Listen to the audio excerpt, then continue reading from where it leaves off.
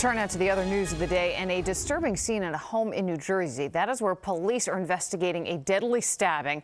It all started as a family argument that escalated and then, as we said, turned deadly. Eyewitness News reporter Michelle Charlesworth is live in East Orange with the details. Michelle. Well, initially, Liz, the family says this was about one uncle blaming another uncle about a scratch on a car, but it was about a lot more than that. Apparently, tensions have been building. All of them live together, and the uncle who pulled a knife, allegedly, had recently been hurt on the job and then lost that job. Unfortunately, they were in an altercation. It was over whether or not my aunt's fiance's car had been scratched by my uncle, and it wasn't.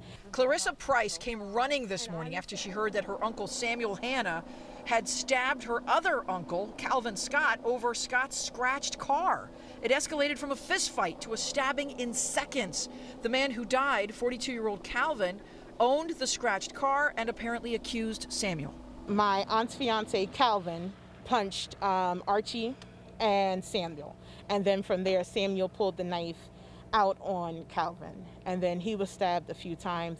CLARISA says this is the shock of her life, that 7 family members, ages 14 to 82, have been living in this house for more than a year and a half. 3 uncles had moved in to take care of the 82-year-old patriarch, and all had been well. Unfortunately, I think rage took over in all of them.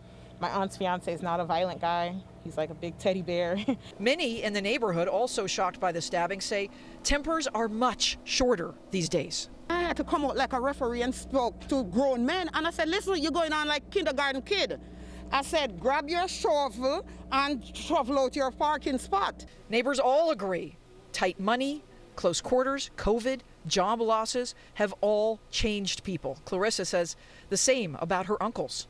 It's nothing he would ever do. He's a great guy, church-going guy. They're not fighters, they're actually lovers. They're great uncles.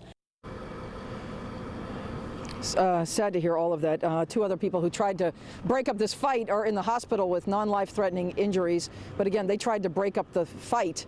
This is still under investigation. No word on charges at this hour. We're waiting for an update from the prosecutor's office. We are